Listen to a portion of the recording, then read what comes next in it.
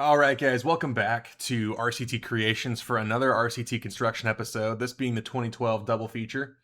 I'm going to say it again, but thank you all very much for 1,000 subscribers. I touched base on at the end of the Yeti Trail RCT construction as well, but it really means a lot. I'm hoping to do a video to celebrate that, and actually, it's probably out already. But anyway, we are here in Jacksonville, Florida today for this 2012 RCT construction for their new project. FunCorp looking to make a huge splash after the acquisition in 2009, and they are putting in a massive addition. Reason we're doing it in this style this time, I know I said I'm going to switch it up in the Yeti Trail one, if you watched that. But with this one, I did the build for the coaster, and I did like the terraforming and all that stuff, and I just... Initially, I had recorded it right after I had recorded the build for the Yeti Trail construction, but I was not horribly happy with the turnout of the video, so we're going to do it a little bit different this time. So this is a dub over these screenshots and the front gate of Royalty Cove here. But we're going to start over in the back corner of the Oriental section. As you can see right here, we do have where the swan boats are and where the Oriental airway is. We're going to have to go ahead and mess with the Cross-Continental Railroad and reroute it a little bit. So that would have closed probably at the end of 2011 to get that modified so we could redo the route a little bit for this new major project. With that, we're going to go ahead and move the rail over just slightly, and then we're going to do a little bit of terraforming. So we'll go ahead and do a couple cuts here. So there's the rerouting, the demolition, the reroute of the Cross-Continental Railroad, and then the terraforming to get the land set up for the new coaster. So with all that being said, we're going to go ahead and jump on over into the live comm. Thank you for your patience, and let's get building on this new coaster. All right, with that land clearing out of the way, or not really land clearing, but kind of terraforming and trees being moved out of the way, we will go ahead and get into the actual build itself. Switching up with the style on this one yet again because the original wasn't a big fan of. But, you know, we are getting there anyway. Let's go ahead and get height marks on tracks, and then we will go ahead and move off of our design park. So we're going to go up to 90 feet here, and the station is going to be 7 tiles long, just like that.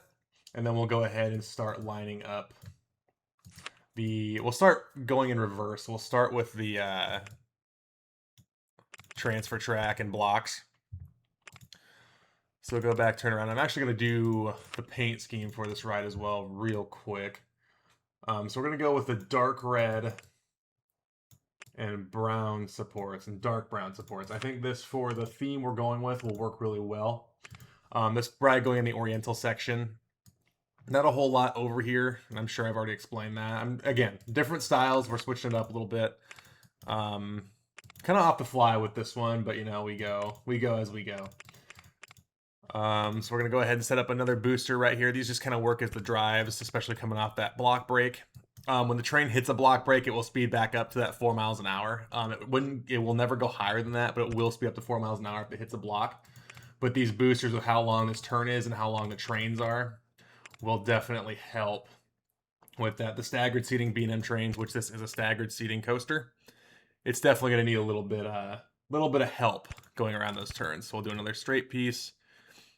And then we'll just do a set of brakes here. These are more decorative than anything. If it was a real coaster, these would actually be used just to kind of make sure the train is going the correct speed coming off the decline at the end there. But yeah, the end of this ride, pretty straightforward for the most part. And then we'll get set up into our second block right here.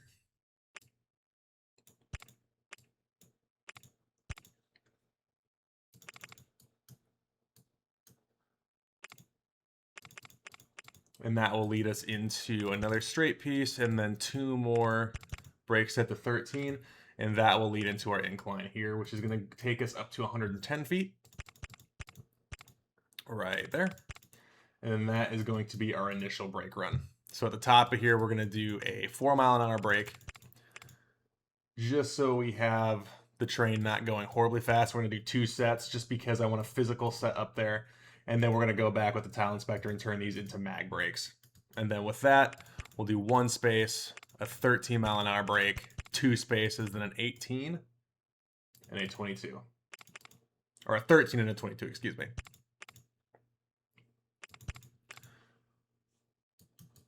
And then we will have one more straight piece, and that will end the brake run section of the ride. Then I'll go ahead and delve into, let me go ahead and just get the coaster renamed right now. And I can get the trains all set up as well in the meantime. Oopsies. There we go. And we should have that disable, or vehicles, unlimited vehicles anyway. I can't remember the exact sheet name off the top of my head, but let me make sure the train colors are correct. So the first one is going to be a dark green color.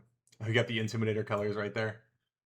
So a dark green color, and we're going to go with orange clamshells again, just because I said it in the Trailblazer video, but the first B&M Hypercoaster I rode was actually Diamondback, which had the orange colored clamshells. So we're going to do an orange train secondary, and then the third train is going to be a Trailblazer color, which is going to be yellow. But I think for a dragon themed coaster, those are pretty solid colors for our trains. Anyway, moving off of that, we're going to go into the initial run leading into the lift hill. So again, we're going to start with a 4-mile-an-hour booster out of the station to keep the train moving out. We are going to have then 4 straight pieces. And then we're going to do another 4-mile-an-hour booster heading into our lift hill. And as usual with the B&M coasters and with the staggered seating B&Ms, I showed it up on the Trailblazer video, but I can pop it up again on screen right here with the Diamondback intro to the lift. So we have the booster. We're going to have the lift drive, which again acting as the drive tires if you watched my videos in the past. We're going to do one more straight piece, and then with the staggered seating hypers, the lift actually typically started on an even keel. And then we're going to head into our lift, and we're going to go up to 310 feet. Now, this is not a Giga Coaster. The land at Royalty Cove is much higher than in the other parks. So this ride actually will be 245 feet tall. So it's going to be right up there with Shambhala in terms of the tallest B&M hypers. And I specify hypers there because this is not a Giga. Of course, Leviathan and Fury are going to be much bigger than this ride. Then falling in line with Trailblazer, we're going to drop right off that lift down to 70 feet, which will be 5 feet off the ground. So a big drop here. We'll do the 3 for the Valley, which matches Trailblazer and matches Xenon 200. In reality, this probably could be stretched out to 5 because the Valley should be very, very long. But I think as far as this goes, this should look just fine. And then there's kind of remnants of the previous iteration of this build. Then off of that, the second hill is going to go up to 265. And then we're going to go ahead and bank to our right and start heading back down.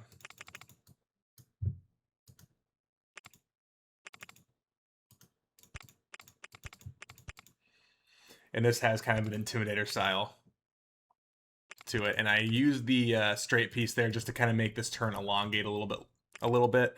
I didn't necessarily want to do the diagonal piece here, like, whoopsies. Like so, just because I think it looks a little off. So I think trying to keep that transition as smooth as possible, at least visually in the game, works to our benefit in this case. Then we're going to drop back down to the ground at 210. We're going to bank back down. Or excuse me, at 200, we're going to go back down here. And we're going to go back down to ground level, down to that 70-foot mark. Again, 3 for the Valley. And then we are going to head into our first Camelback airtime hill at 245. Oops, one more. There we go. And back down to the ground.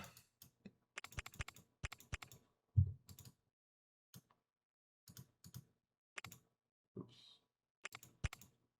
And then in my previous build, this is where I messed up once and had to rebuild the track, which is part of the reason I'm re-recording this.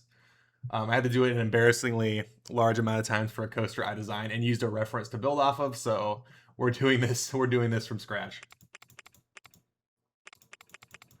So we want a 5 valley. So we're going to do 1, 2, 3, 4, 5. And now we're going to start elevating up into the turnaround. And a lot of this ride takes inspiration from Shambhala at Portaventura in Spain, because that ride does look absolutely incredible as well. At 125, we're going to start our bank. We're going to do 2 there just to kind of... And the reason we're doing this, I know it's a one-tile bank. It looks kind of jarring. However, you know, at least in the back of my mind, I feel like it adds a little bit of realism to it. It probably really doesn't. But I could pretend that the transition's a little more elongated than it actually is. So we're up to 155. We're going to do 1 solid outer bank up to 170. And then from here, we are going up like so with the new larger outer bank turns. And then we're going to tighten up the radius a little bit as we get up to that 225 foot mark. And then we're coming back down. And this makes it so the upward part of this turnaround is much more intense, and then we're going to gradually make it a little more gradual on the way back down. So we're down to 155 right there, and now we're going to start to elongate a little bit right here.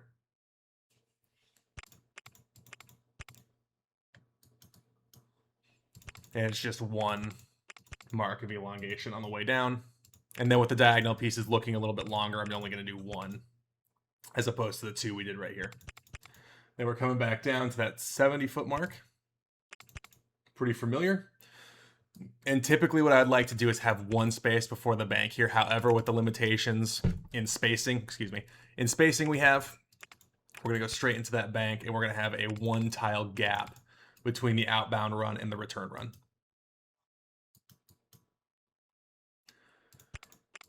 So we'll elongate the banking a little bit, and then once we are there, we're going to have 1, 2, 3. However, on this part, we're going to put a trim brake right here. We're going to set it to the max speed.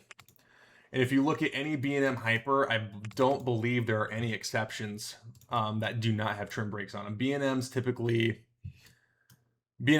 anyway, typically have trim brakes somewhere along the run to make sure it runs at a consistent speed. Again, something about these B&M coasters that's just absolutely incredible in terms of just the way they are built. They are so well built and so well designed, at least the earlier ones. There's been some controversy lately with B&M, but I hope they can get back on the right track. And hopefully, I haven't heard anything about Tormenta yet, but hopefully that ride runs really well. And I actually hope to ride that fairly soon, at least before the end of the summer, heading into fall.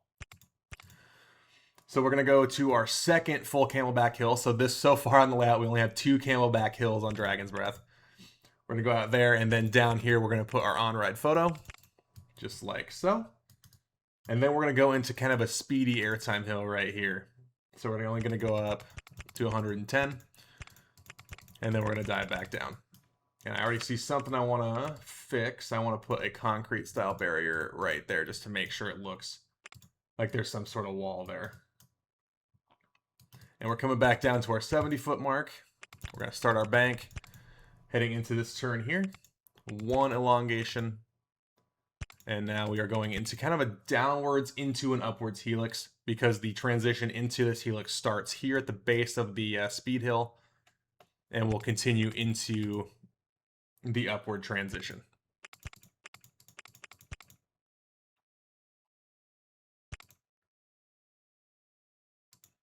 So elongate that once. Do 2 wide turns like so up to 120. And then we are going to head up to the 145 mark. And if you're wondering why we are starting to level out, well, we are heading into our mid-course brake run. So starting right there, I want to make sure I have the proper gap between the outbound run and the return run here.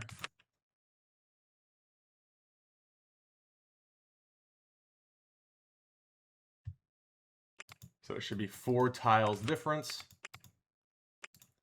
And 1, 2, 3, 4. And it is a 4 tile difference. That is perfect. So heading into this, we'll do 1 straight piece of track here. We're going to do a 67 mile per hour brake. And the reason being we're setting it that high is just because we don't necessarily want these to tap the train at all. So we're going to do the first one, which will be a mag. We're going to do these, which will be physical brakes. And then the last 2 will be set to 22 and 18 after a gap here. So we do get a little bit of slowdown on the train, just in case it's running a little bit fast. So there's our mid-course, and now we're going to head into the final course of Airtime Hills. So we're going to drop down. And since we've lost a lot of speed, these valleys don't have to be quite as elongated as the initial ones. So we're going to do a 1 gap into a small camelback, a 1 gap into another small camelback. And due to limitations of the game, they are going to be the exact same height. Typically, you want these to be maybe about a 10-foot height difference between them so the train goes over them consistently, so you get the same forces regardless. We're going to do one more 1 gap, and we are going to head up to that 110-foot mark, and we have now connected the track. So there is our layout right there. I think it looks pretty darn good. And with that, we're going to go ahead and head into the fitting out process. And kicking off the fitting out process, pretty straightforward. We're going to do the transfer tracks first, at least get the placement for them. And this is why we did the terraforming the way we did, so we had room for it. The color scheme for my transfer tracks usually is the same track color as the main ride, but I'll typically do gray supports for that to match what the support structure below will be. A little bit more terraforming there just to kind of get the maintenance path, get the footers set up for this ride.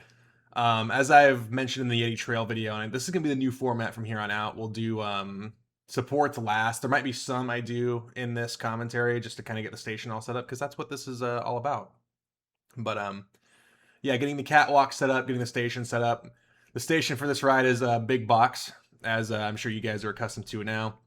But getting that maintenance bridge set up to get over there. The maintenance path for this one's going to have to go over the Cross-Continental Railroad, so to get the trains there, you either have to do it after close or communicate with the train drivers to make sure there's no one coming through if you need to put a car or something onto the track. Getting the transfers all set up, get the support structure for the transfer track all set up. I ended up modifying it a little bit further, and by modifying it, I mean I just added 2 more pieces of structure to the end on the other side. So it extends just a tiny bit. I did that with Trailblazer as well, just so it doesn't look so cramped back there. Maybe a place you could put tools and stuff, but mainly so the track didn't fade through the scenery, because if you place it right next where the vanilla game doesn't like scenery to be placed, it can flash through the scenery pieces. A couple custom supports here just to finish out the layout, getting that all set up. Another full custom support ride. So the new format, we're going to do this, and then at the very end, we're going to do all the custom supports. Again, more transfer track work here, getting that all set up, getting the catwalk set up so they're nice and decorated. I ended up going with green and brown for trim on this one. I still feel, with the ride's name being Dragon's Breath, I probably should have done something a little bit brighter, but I thought the green and brown actually worked pretty well. The brown matches the supports, the green matches the scale of the dragon, and then it matches train 1 as well. But we do have a yellow train and an orange train, so I think that sorts out. You have the dragon train, and basically you have 2 fire trains. You have the orange fire train and then the yellow fire train. There it is. There's the extra bit right there where maybe you could put tools or something like that, parts, wheels, for the mechanics to easily access if you need to swap one out. Because every once in a while you might need to transfer a train off and then swap a wheel. Following the Trailblazer design, again, these staggered seating B&M Hypers are pretty standard, so I really just copied the Behemoth, the Diamondback, the Intimidator / Thunderstriker style for the transfer track. Took a very big Dick Kinslow approach to that. Now we're moving on to the station. Now this is something I kind of fought with a little bit. You have your electricals below, so I wasn't too upset about having to coat the bottom of it and then make it a full object. But one thing I did do and I didn't like a whole lot was the way the station looks with that brown. And I saw the Skyride right there, so I ended up replacing the brown pieces with the black wood pieces, which I think looks better, but still not great. Moving in to do the queue, I ended up having it dip out just a little bit earlier, and this is a Fun Pass ride. If you missed out on the Yeti Trail video, the introduction to Fun Corporation for 2011 was Fun Pass. Easy way to make more money from your guests, and I know a lot of people aren't a huge fan of Fast Pass systems, but for a park, look at it this way. It's something you can add. It takes minimal effort to add it. It's usually just one investment of a queue line.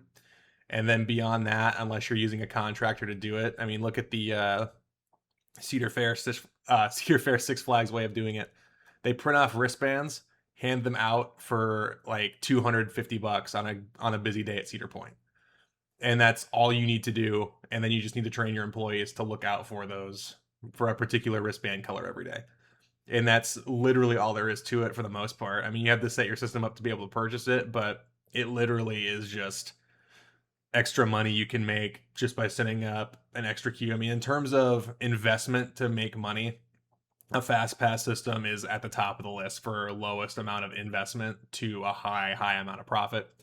Of course, in game it's not going to work, but I think having the detail there, and you never know with the way the open. I think I said this in the Yeti Trail build as well. With the way the open RCT2 devs have been adding all kinds of cool stuff, you never know it might be added in the near future. But we're going to get our overflow set up there. Here with the exit path, we're going to set up a gift shop on the way out because I really liked the way I did it for Trailblazer, where we have a gift shop that standby guests can access. I was thinking about it as well with I link back a lot to Cedar Fair for a lot of these builds, but what Cedar Fair and Dick Kinzel started to do, I guess not even necessarily Dick Kinzel, I think it was more of a Matt Omet kind of thing to start building your stations right next to the main path and have your gift shop underneath the station near the exit path. So maybe eventually we'll get to that, but I'm not so sure in the near future because we need to add more path and that needs more handyman. Whereas if you just put it right here, you need minimal amounts of modification to staffing because the station's so far away. And littering queue lines in this game isn't a big deal. I'm not going to say it doesn't happen because it does, but it's a minimal issue comparatively. Now we're working on the big body of the station here, so we're going to just mimic the style that I did for the Oriental section. I wish I kind of had more space to open it up a little bit more, but at the end of the day, I didn't. I liked the more open design that Yeti Trail ended up having, but I think this station, for what it is fine. Nothing horribly complex, but at the end of the day, it serves its purpose, and it serves it just fine. Like now just kind of marking the spaces underneath the queue line. I did end up adding an extra overflow, and it does pop up in the build. And what I mean by that is I went underneath the Oriental Airway station and put an overflow underneath that. So if you watch the video after the commentary is over, you might eventually go back and see that part where we do the additional overflow. Now we're kind of heading over to the mid-course brake run, getting the catwalk set up for that, getting the support set up for that as well. If you saw the post I put out with just the mess of dark brown supports at the and I said, and the quote was, "This was not fun. This is the ride that comes from."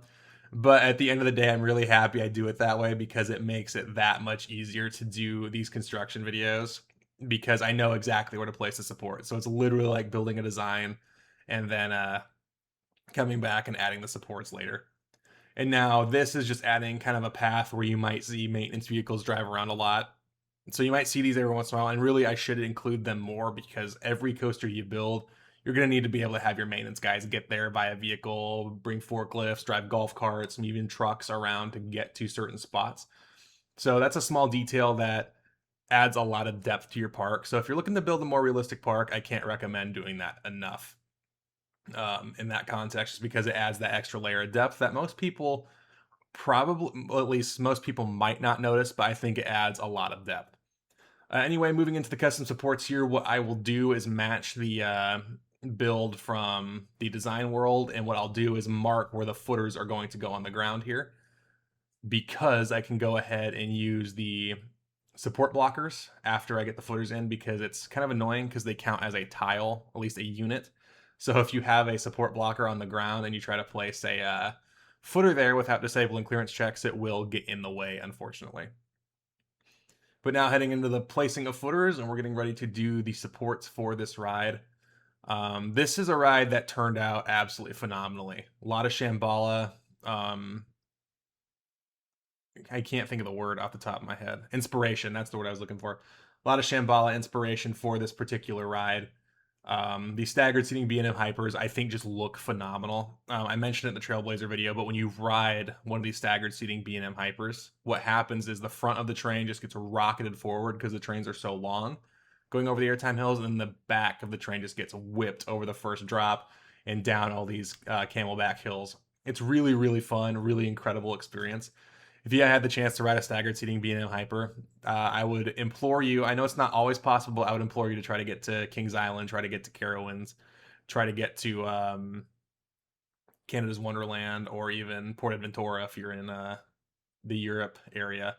Those are the only 4, but they are really, really good rides. I've ridden 2 of them. I rode Intimidator, now Thunderstriker, and I rode Diamondback was the first one I rode. And I actually was not the biggest fan of Diamondback the first time I rode it, but it definitely grew on me as I rode it later. But we're starting to get a little off topic here. The rest of the video is going to be just building of the custom supports, zoning the staff, and then building that last overflow underneath the Oriental Airway station. Outside of that, this coaster is mostly complete. I'm going to go ahead and put the music on. Thank you all for tuning in, and I will see you all in the next one. Bye.